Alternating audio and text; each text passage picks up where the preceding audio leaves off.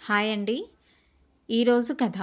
అమృత ఇంటి వెనుక కట్టిన పాకలో కట్టెల పొయ్యిపై పెద్ద మూకుడులో నూనె పోసి జంతికలు, చిట్టిగారెలు, అరిసెలు చేస్తుంది. ఏం చేస్తున్నావు అమృత అంటూ వాసు వచ్చాడు. ఏమీ లేదండి. పిల్లలు రోజూ ఆకలి అంటారు కదా. 4 రోజులకు సరిపడా పిండి వంటలు, చిరుతిండి కోసమే ఇవన్నీ చేస్తున్నాను. కొంచెం రుచి చూసి చెప్పండి ఎలా ఉన్నాయో. జంతిక, చిట్టిగారెలు ప్లేట్లో వేసి ఇచ్చింది. ఒక్కొక్కటిగా తింటూ అమ్మ కూడా ఇలాగే చేసేది అని మెచ్చుకోలుగా అన్నాడు వాసు. వెంటనే ముఖం ఎర్రగా కందగడ్డలా మారిపోయి ఎలా ఉందో చెప్పమన్నా. మీ అమ్మగారు చేసినట్లు ఉన్నాయా అని నేను అడగలేదు అని ముఖం మార్చుకుంది. నీకు ఎలా మాట్లాడినా తప్పే. అమ్మ కూడా కట్టెల పొయ్యిపై సన్నని మంటపై పిండి వంటలు వేస్తే బాగుంటాయని అనేది అని చెప్పాను. నువ్వు కూడా బాగానే చేశావు అనే ఉద్దేశంతో అన్నాను. ఆ మాటకే అంత కోపం ఎందుకు? ఏ మాట సరిగ్గా అర్థం చేసుకోవు అని అక్కడి నుంచి వెళ్ళిపోయాడు.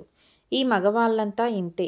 బాగుంటే అమ్మ చేసినట్లు అనో వదిన చేసినట్లు అనో పోలుస్తారు కానీ బాగా చేశావు, చాలా బాగుంది అనే మాట నోట్లోంచి రాదు.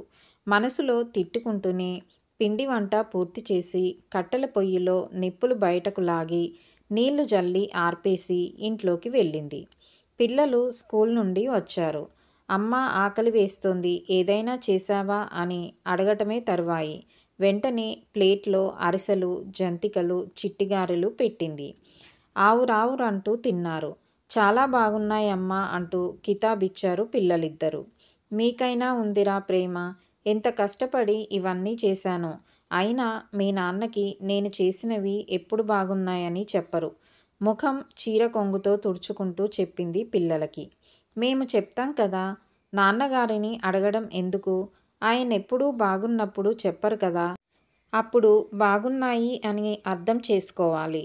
బాగోకపోతే వెంటనే నోరు తెరుస్తారు. ఏడ్చినట్టున్నాయి అని అంటారు కదా అని తండ్రిని ఇమిటేట్ చేశారు పిల్లలు. చాలా బాగా చెప్పార్రా. మీ ఇద్దరూ నా బంగారు కొండలు అని మురిసిపోయింది. కోపమంతా ఎగిరిపోయింది ఆ క్షణంలో. ఆడవాళ్లకు ఎవరికైనా తాము చేసే వంటలు బాగున్నాయి అని చెప్తే ఉబ్బి తబ్బిబ్బై ఎవరెస్ట్ శిఖరం ఎక్కినంత సంబరపడతారు.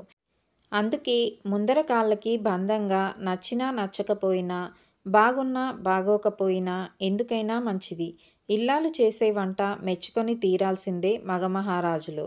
లేదంటే ఏం జరుగుతుందో ఊహించుకోవడమే. ఈ కథ నచ్చితే లైక్ చేసి సబ్స్క్రైబ్ చేసుకోండి. Thank you for listening.